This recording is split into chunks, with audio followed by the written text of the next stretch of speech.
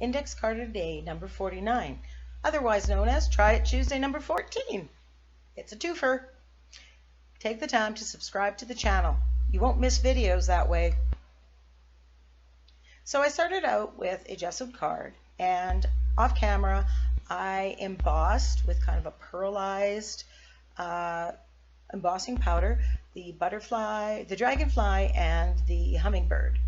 So there you see me sprinkling the magicals onto the card and activating it with water. Using magicals was one of the prompts of this challenge. Another one of the prompts, which I didn't realize until the very end, was cover the whole page with tissue paper. And I had the tissue paper right there, and I forgot to put it on. And I'm kicking myself because it would have added so much incredible texture to the background, and the magicals and the mica powders would have caught in those little grooves and it would have been just spectacular. So I'm adding more, taking off, trying to get the drippage, which is another one of the prompts for this challenge. Adding more powder.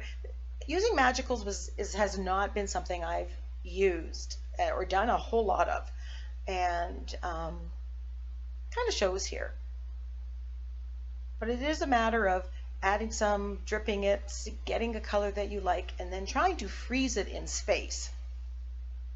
Now the background of this is blue mostly, but I have some green there and I'm adding some pink, and the reason for that is the focal point that I'm putting on here are flowers, and there are pink and orange flowers and green petals, and I want that to look like there's more going off into the sky, so you have that illusion that you're just in this flower garden. One of the prompts was to start with a personal photo or use that as inspiration. So my inspiration is, of course, all the hundreds of pictures, hundreds and thousands of pictures that I've taken of the flowers in my garden. I am a gardener. Now I have to share my gardening time with my creating time, but it's two loves of mine that have come together. So that's where I got my inspiration from. And you can bet that full of color paper towel is going to be used for a future project sooner or later. It's lovely, full of color. So I've caught some of the drippage there. Now, because the mica powders or the magicals are, of course, water activated, I do spray this with Spectrafix at some point in time, and it's probably off camera. I seem to have a really hard time this weekend turning on the record button. So I'm stamping first on paper, and then I'm going to stamp on here to make sure I get a good stamp. Yvonne, it was a little trick Yvonne taught me, that ink sticks to ink. So if it's a stamp, stamp it off first, and then the second one will be so much better. So there you see the focal point that I've chosen to add to this card. In reality, this was out of a coloring book, adult coloring book that I got for Christmas from my husband.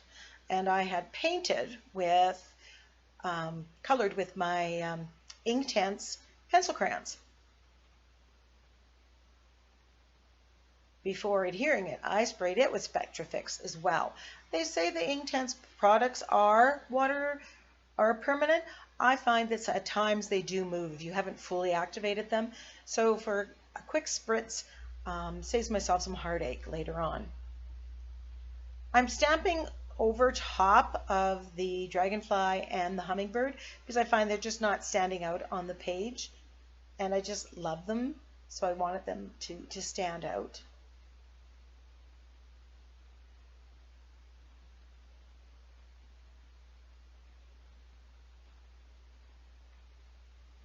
So one of the prompts was add arrows. And I was like, where am I going to add arrows in here? That doesn't really fit. And then I decided I could doodle a border with arrows. When I got finished, I looked at the arrowhead part and I thought, oh, they look like hearts. So I turned them into more hearts. An easy way to get hearts is to dip a stylus into acrylic paint and then just make a heart, make the two bumps for it. I really love how this card turned out. I'm very, very happy with it. I hope you enjoyed it too.